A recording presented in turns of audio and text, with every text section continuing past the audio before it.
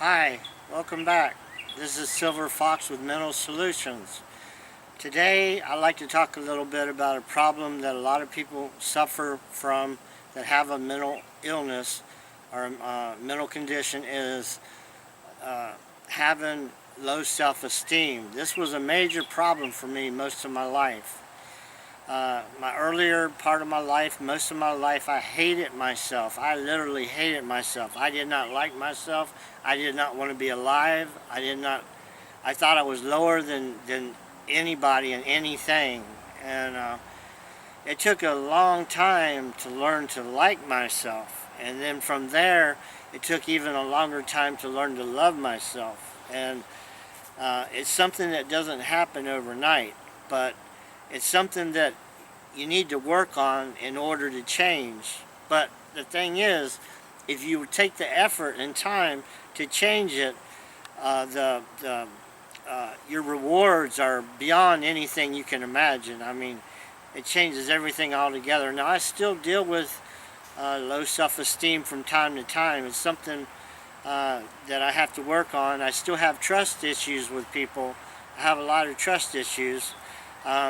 Right now I live in the forest, and I live with like bears and wild animals, and I tend to get along with them better than I do people sometimes. So a lot of times I just stay to myself because, you know, when I interact with people, I'm good to them, and I show them kindness and compassion. But at the same time, you know, you have to have boundaries and, you know, be assertive and, you know, keep your own safe space and sacred space of yourself. Now, one of the things that helps with low self-esteem is love. Now, we're going to talk a whole lot about love, and there's all different kinds of love. There's true, genuine, real love, and then there's a lot of fake, false, and foolish love out there too that I've experienced. And we're going to talk about the real, genuine, good kind of love that if you would ask me, you know, who that I would say our creator was, I call him love, or her love, or whatever created us had to do with love. No matter how you look at it, even if you don't believe in a creator, love is what created us, and love is what changes things. Love is what makes miracles and magic happen.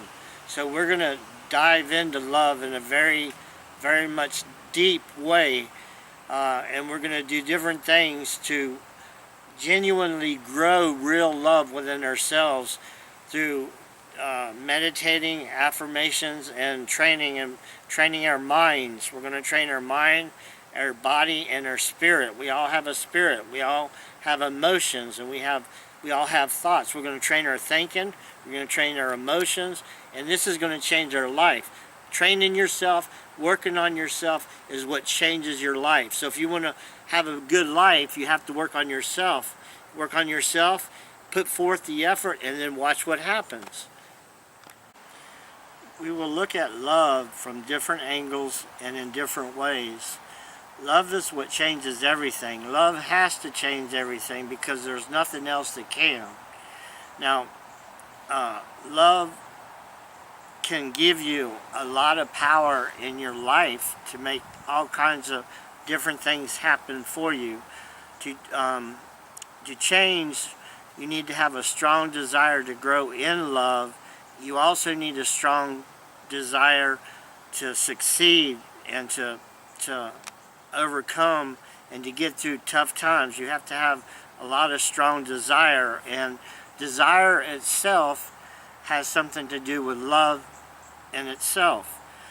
Desire can be love as well, but you need a very strong amount of desire and love to succeed, to overcome this, and to change into the kind of person that's able to and willing to try different things and find out what works best for you in your life.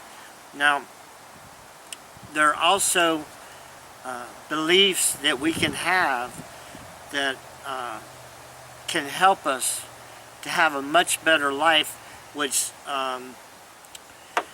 goes along with love and makes things work out best for us.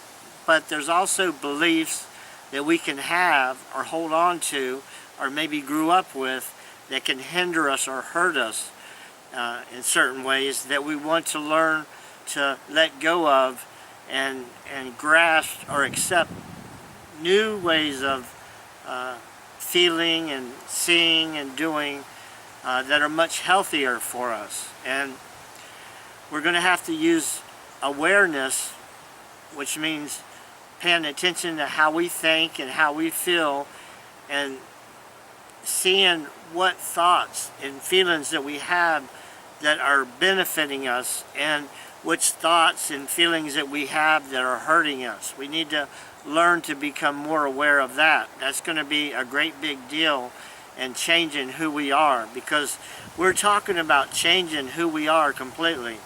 And I know that's mind-blowing, and you know, some people say, well, you can't really change somebody how they are. Yes, you can change.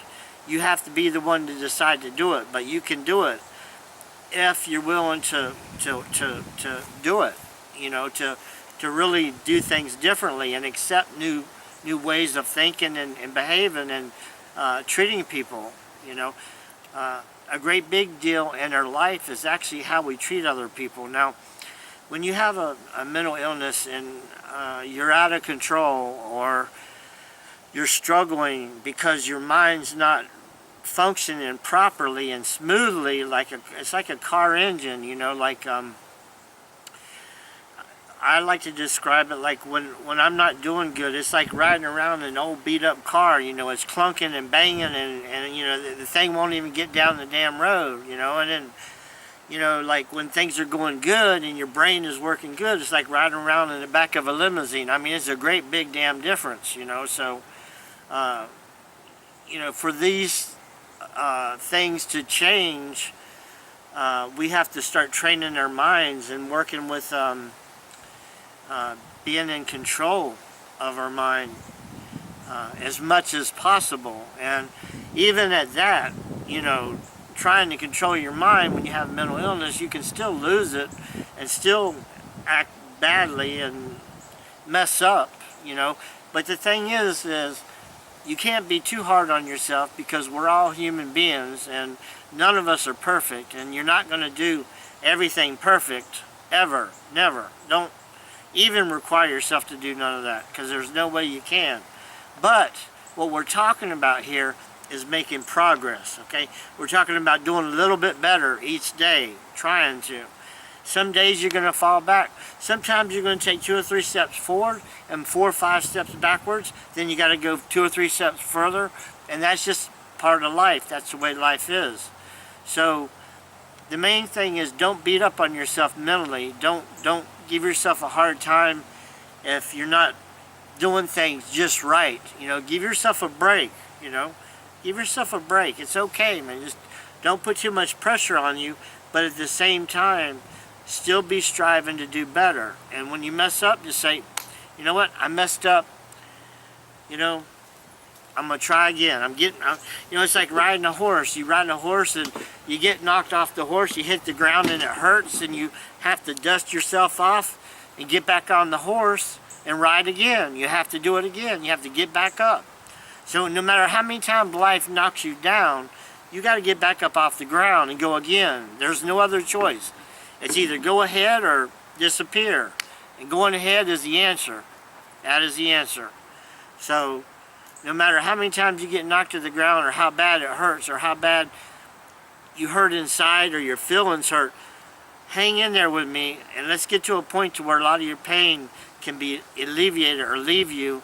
A lot of that comes through taking the right medications. With mental illness, medicine is really the first step into coming into a better life. And I know there's a lot of people that struggle with the fact that maybe they've had to go see psychiatrists or doctors, and the doctors have said they had a mental illness, but you just don't want to take the medicine. It makes you feel funny, or by taking the medicine, it means you have a problem and you don't want to be labeled as having a problem. I get that, okay? But the thing is if you've been to a doctor once and they say you need to take medicine and they give it to you, then try to stay on it. Just try to do it, because, you know, if they say that, they don't say that by accident. They know what they're doing pretty well. And I know nobody wants to accept they got problems, and I get that. I wish I wasn't having any problems myself, but you can still survive in life with these problems. You can still be somebody. You know, you deserve to be here as much as anybody else, okay? This is real. No matter if you do have problems, and no matter what you've been through or how bad it's been, let's try to get some good times in your life. Let's start going in a new direction. Let's start going in a better direction that's better for you. And we can do this working together. Okay, now there are other things that we're going to be talking about that's going to be very helpful to having a better life.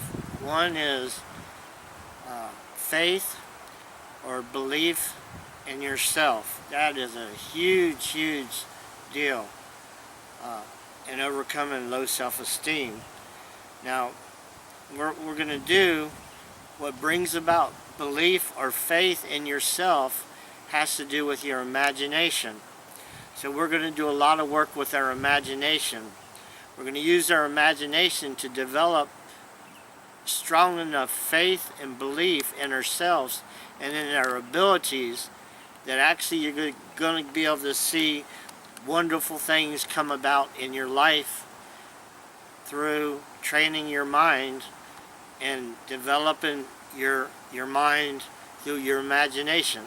This is how we grow in faith and love, and this is how we grow in having a wonderful life, is through changing our imagination, using it to harness the power to attract to us the things that we want in our life. Now, you attract things to you through the power of love, and we will work on our imagination and developing the amount and the depth of faith. It requires a depth. You have to have a depth of faith. You have to have a depth of belief in yourself and your abilities. Like love is a hidden ability that you have that's actually a power. We will develop that power to the point to where you're actually attracting into your life the kind of things you want in your life that you never dreamed possible. Another thing is hope. Now, one thing that would be good to do is to seriously sit around and think about where you want your life to go, what direction you want your life to go in.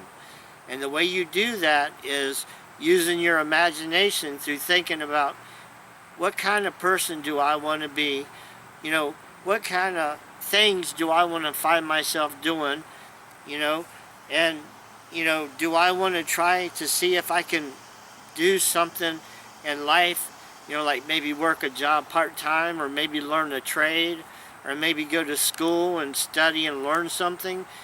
Is there something I want to do? You have to have dreams. You have to have visions about where you want your life to go. If you have a dream and a vision, then you have a goals. You have a direction to go walk towards. If you're walking in a positive direction, chances are you won't be going in a bad direction. But if you stop having a positive direction to walk in, then next thing you know, you're walking in the wrong direction, and then you got problems and troubles. So we get to decide which road we want to walk down, and the main way we decide that is through our dreams and our goals, and, you know, sitting around and thinking about what we would really like to have come into our life. You know, we can't have something come into our life unless we can first imagine it. You can't build a building. There's no building that's ever been built that's been built without someone first imagining it. There's nothing ever made that has been made without someone first imagining what it was like and putting it down on paper before it ever came about. So our imagination, our visions, our viewpoints have a great big deal in our dreams and walking in that direction. Now, here's the thing. I can help you walk in that direction, but you got to be the one to do the walking, okay? And that means the nuts and bolts of it is you have to be the one to actually make it happen, okay? I can guide you and direct you, but you have to be the one to take the steps, okay? And by holding my hand, we can do it together so that it's not so scary for you. It's not so difficult for you. And I know you may think, well, I never believed or dreamed that I could ever do anything wonderful in my life. But that's not the case. Even though you have problems and troubles, and you have severe troubles and problems, does not mean you cannot have a wonderful life or do things, even if it's just doing crafts, or making things, or sewing things, or drawing things, drawing pictures, you know, even if it means you can do crafts or whatever. The little things, big things, maybe working a part-time job, you know, maybe going to meetings to meet people, maybe going to the library, you know, maybe working on the computer. There's all different kinds of things that you can do in your life. So, look, we're going to have to wrap this up now. And I hope you learned something from our discussion today. And I hope you'll watch again. And I want you to know, if no one has told you today that they love you, I want you to know that I love you and I do care about you. And what happens to you does matter to me, okay? So I love you, man. Ladies, I love you. Y'all have a wonderful day today. I hope you watch again, and I'll see you till next time. This is Silver Fox with Mental Solutions. Have a wonderful day. Later.